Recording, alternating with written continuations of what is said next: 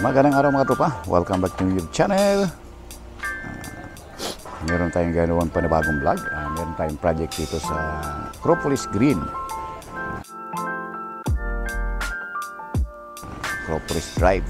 Kung saan nagsisimula na kami gawa. So itong ginagawa namin ay initial na window.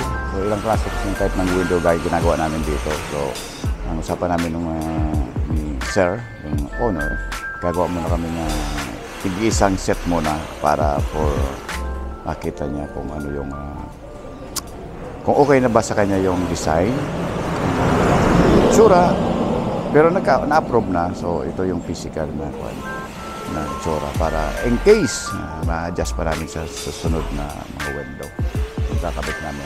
So yung sa likuran nga natin katropa, yan na si Sarah, si aming service, cute service. So nag-unload na kami. Unload na kami ng materialis. So, punta natin doon, kakabit natin. So i-dokumento natin ulit ito simula day 1 hanggang sa matapos natin ito.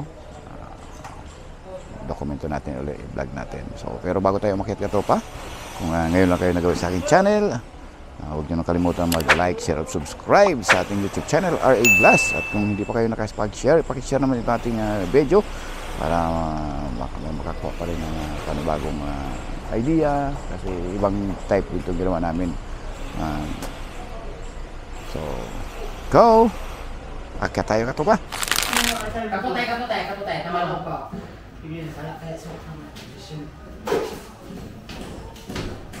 Kung may sukalo pala. Hindi magkaigo talaga.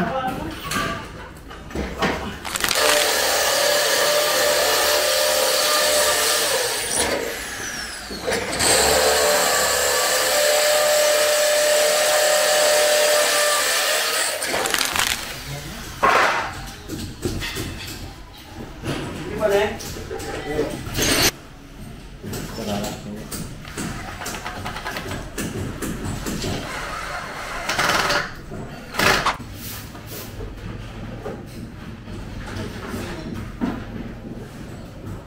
Tunihan mo muna naman sa taas para may mag-hold down.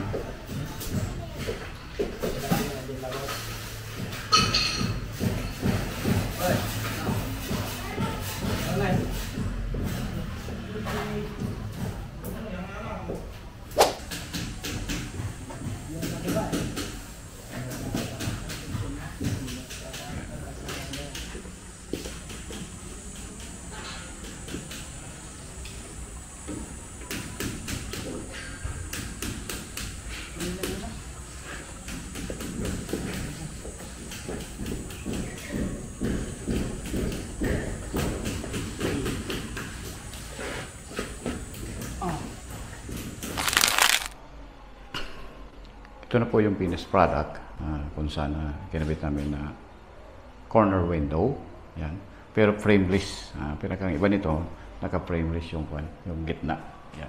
So, paano namin frameless? Samantalang ginamit natin ay 7/8 series. So, ito yung trick niyan. Yan.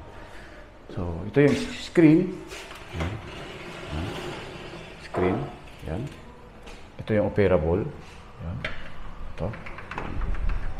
Operable. So makikita mo dito sa kabila yung inner yung lock style nakapix yan, sinagad namin para matibay. Sagad dito, hindi na sagad din doon sa header. Ayan, mapapansin nyo, yan, sagad. Okay, and then tingnan nyo dito yung top bottom rail. Yan. Top bottom rail pero inner, kasi inner yung namin. Tapos naka 45 dito. Kinantumisa namin yan. Same din yung itong seal, nakatumisa rin. May framing kami dyan 1x4 na tubular. Same din doon sa header, ganun din. Yung top bottom din na header, top bottom na inner na top and bottom. Kinan din namin. P45 din namin dito, tapos binakita namin. So, pagdating dito, nakapix din yung Nakapix din dito yung yan. Nakapix din dito yung top, yung kanya, yung yan, itong interlocker yan. Ayun, sagad. Pagdating dito, sagad din yun. Nakasagad din yan. Tapos naka-screw. Tapos itong top bottom rail na inner, bago nilagay namin yung salamin, naka-screw yan dyan. Naka-fix. Pinix namin. Gano'n din sa taas. Pag na-fix na, nilagay namin yung glass. Sabay linak ito. Itong interlocker. Ito. So yan na. Kaya naging operable siya. Yun. Yan yun ang kwento niyan. Okay. Kung gusto niyo gawin niya, pwede rin. Simple lang. Pero naka-frameless siya. Yan. So bagay na frameless, sarado natin ito. Yan. Yan. So parang pocket type. Yung pintuan lang yan. Yung kuwan niya lang dyan, yung gumagalaw lang yung magkabilang side, yung gitna, naka-seamless. Yan o, wala siyang frame. Yan. So, magandang araw. Ngayon ay pangalawa naming punta dito sa site para mag-install ng door and window. So, yan nasa likuran natin. Yan yung 900 series na sliding glass door. Pero 4 panels, kinabit natin dyan. Kasi yan ang gusto ng client natin. So, nag-recommend natin dalawa. Pero gusto niya 4. So, sumunod tayo kasi yan yung gusto niya. Tapos doon naman sa kabila, ito naman tinatawag natin ng corner window. Yung gitna niya, yung pinakang corner, wala siyang frame. Parang glass to glass lang. Kung tawagin parang style parang pocket type na panel. Isa lang yung gumagalaw, fix. Pero nakakuan siya, naka-seamless yung gitna. Yan. Pag panel. Siyempre dito naman sa kabila, ito yung sliding glass door. Ay, sliding glass window. Sorry. Yung pa sa kabila naman, kasi parang baliktaran.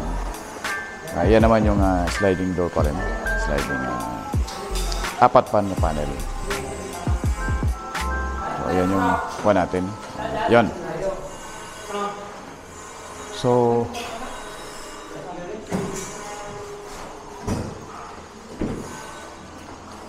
ito kasi, ilalagay na lang namin yung screen. Naka-align na yan. Nakalagay na rin yung handle, yung lock, everything fine. Dito, pinapine-tuning pa namin. Yan, then, pinipix pa namin yung interlocker. Kasi una niyan, tinatanggal mo yung interlocker para malagay yung glass. Yan. So, ongoing yung gawa dyan.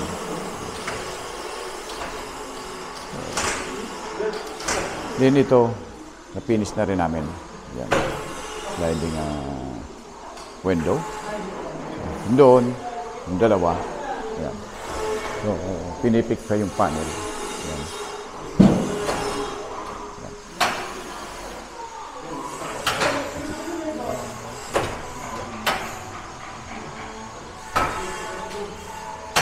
Yun. After nyan, isisilant na. Parang i-align mo nga Trex yung Trex. Like, halika. Yung handle parang nakagano, no? Pag pinaglapit mo. Yun, no? Pa-align mo konti. Parang nakagano, no? Pitikin mo lang.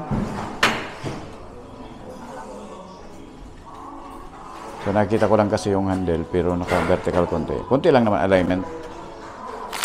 So ito yung trick niyan. Dito kasi sa handle lang talaga yan. Yan. So ayaw ng client natin lagyan pan-lock yan. Ang gusto niya ito lang yung gitna. Yung center lock. Yan. Yan, yung center lock na yan. Pa-function test ko. Yan. Function yan. Close. So yung isa dito kasi sa gitna, yan lock. Dito kasi sa gitna, seamless yan. Wala yang frame talaga. Yan ang design. Yan. So, si Raymond, pinipik pa namin yung isang buwan. Yung paglagay kasi nito, pinipix muna yan. Yung top bottom rail yan. And then, tinatanggal to. para ang suot ng glass pag ganun, papunta doon. Gano'n din dito sa isa. Ayan, pinipix na ni Raymond yung ating interlocker. Hilahin mo nga muna yung isa mo. Ayan, sana. Pasara. Pakita natin yung yon. Ito na yung pinakang finished product niya.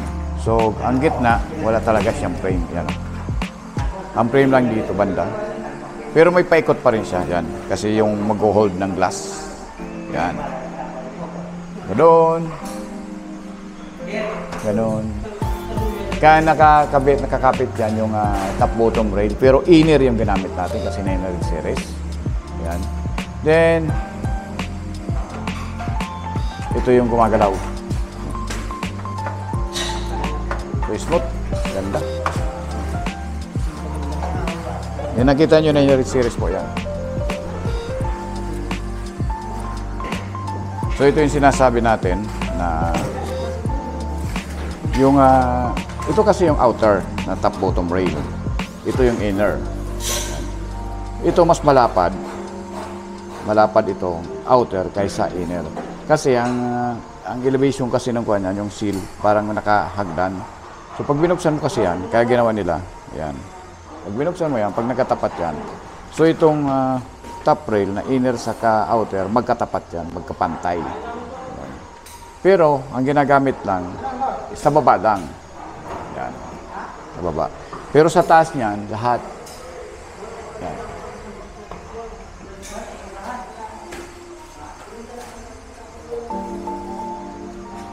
Inner, inner, yan. Inner, yan. Inner. Ito inner din, inner. Yan. So, ang ginagamit ng outer sa baba lang, labas. Yun.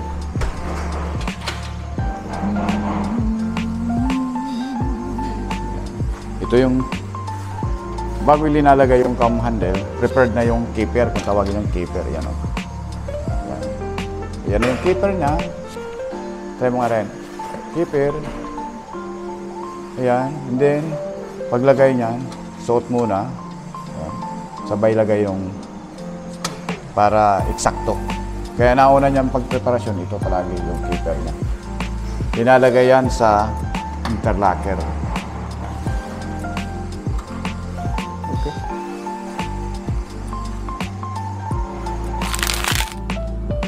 Ayun yung ating ganap ngayon dito sa aming kinabit.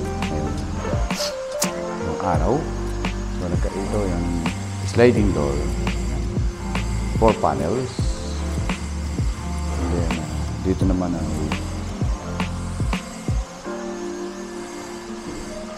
sliding window. Pero doon, corner window sa kanto. Ayan. Then, ito, sliding door pa rin.